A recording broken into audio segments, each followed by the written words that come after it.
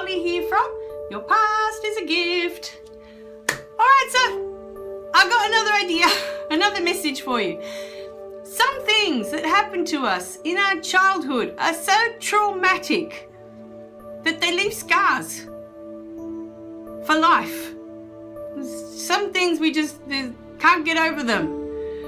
Okay, so one of the events I wanted to talk about that I went through as a kid, and the first time it happened, I would have been 5 at the most, 4 or 5, somewhere vaguely between those 2 years.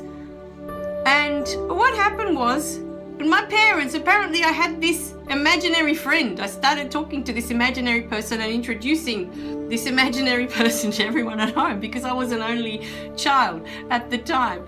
And so my parents thought it was a good idea to get me a dog.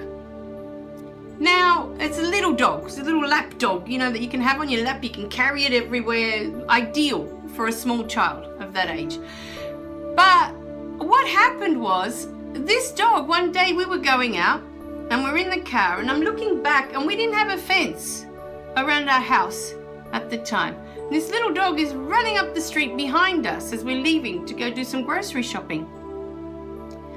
We come back, right? And as we come back, this dog, our little dog, was in the front yard greeting us, and this huge dog runs into our front yard and mauls him, right? It's just savagely attacks our dog. Now, as a 4-year-old, 5-year-old, you know, that was quite traumatic for me to witness that, you know, see this dog being mauled. What happened after that was that my parents said that this little dog was at the vet. I think at the time they didn't know how to explain death. You know, how they were trying to protect me, I think. But the problem with that was, and maybe they were hoping I'd forget, but the problem with that was, like I said in a previous video about kids and about now, this moment now, every day, every afternoon, my dad would come home from work and I would be sitting at the window waiting for this dog to come back because he was at the vet getting better, right? This went on for weeks. So they realized I wasn't going to forget. I was just going to keep waiting for this dog to come back. So they had to sit down with me and somehow explain that he died, okay, that he didn't make it, that he wasn't coming back. And at the time, of course, my mum, being a devout Catholic, we talked about heaven and all this sort of stuff, and death and the angels and, you know, what happens and all the rest. Now, funny enough, a few years later, we have another dog. This time we had a fence. The second dog that we got was the same as the first dog, the same breed. Tiny little lap dog, same. Maybe a bit fluffier. I think the first one was a bit skinnier and looked a bit different, but the same breed of dog, okay? Because the first one had such a lovely nature, I guess they thought, let's get the same dog, you know, again. This time we had a fence. My dad put up a fence, okay? And our dog was behind the fence. Now this dog would have been, this was much later. So we had this dog for a while. But what happened one day, for whatever reason, I don't know what the reason was, but a dog jumped our fence. A huge dog jumped this fence. And this fence was quite tall, this gate that we had at the front, you know, enclosing the yard where our dog was. So we had the front yard was open, but then we had this huge fence, and our dog was always behind this huge gate, this wire gate that Dad had put up. The dog jumped the fence, killed our dog, again in the same way that the first one was killed. And we got to witness all this. Okay, now I knew this time, I didn't even bother asking, I knew he wasn't coming back because I'd already witnessed that. But what happened was, from these two events in my childhood, is that in my adult life, I've had dogs. Now usually the dogs I go for are not small dogs. Okay, the first dog I had, she was medium size, but she was the type of dog that I felt safe with her. I felt that she could defend herself, she could defend me, And she always had the attitude of, I'll go that person because I have to protect me, I guess. She was trying to protect me. So she always had this attitude of stay away to anyone that came towards us, you know. So I felt safe with her, and I felt that she was safe. You know, this gorgeous dog. And she got to live to 16 and a half, you know. But the whole time I'd walk with her and I would always be worried, always stressed out that another dog was going to come up to her, another dog was going to come and hurt her, always. You know, now after this dog, the dog that we have now has been attacked 4 times by dogs off lead while I'm trying to walk him. I've given up trying to walk him. He's 11 now, he's getting older, but I realize that it's me. That these moments that I've been through with my dogs in my childhood have been so traumatic for me that I can't go on a walk with my dog and just relax.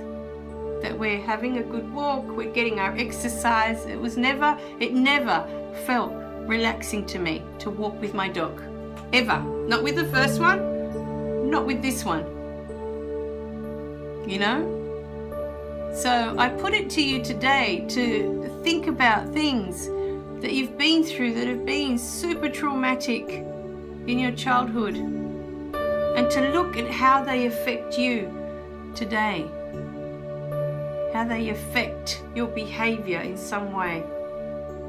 You know, how you interact with others, or how you don't interact because of something that's happened to you that's been quite traumatic.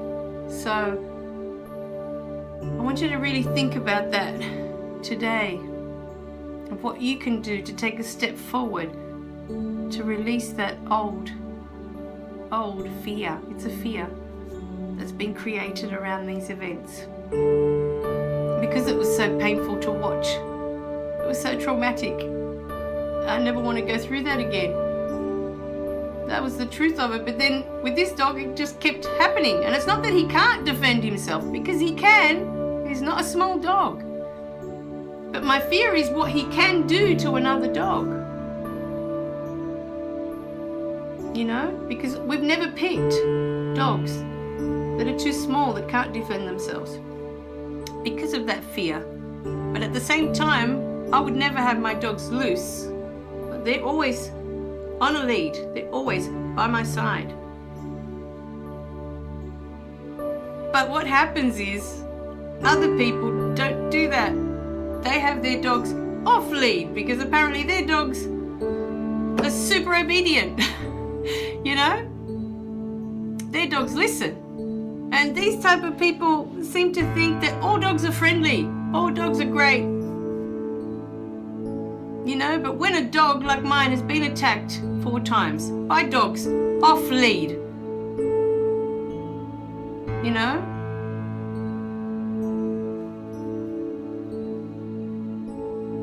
so you can't argue with people. You know, to me, they should all be on a lead, by your side. You're going for a walk. You know, respect that others are going to be out on the walk as well, walking their dogs. And not all dogs are friendly. You don't know what the dogs have been through, you know? And so, anyway, that's my little story of something that's been very traumatic for me as a child. And I have really struggled with it as an adult. I really have. I love dogs. I love having them. But I really struggle out there in the world trusting that they're safe, that I can walk them and that they're not going to be attacked by someone's dog that's not on a lead. You know? So, there it is. You know, usually it's what it comes down to, that we don't feel safe in some way. Something's happened to us. We don't feel supported by life, by the world. You know, there's that fear that always comes back. Always comes back. It keeps rearing its right, my darlings. Remember to click like and subscribe below so you don't miss any of the messages.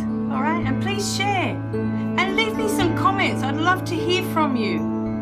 What have you been through that you just feel that you can't move forward from that because it's been so traumatic for you? All right, my darlings. I'll see you in the next video, okay? Thanks for watching. Bye for now.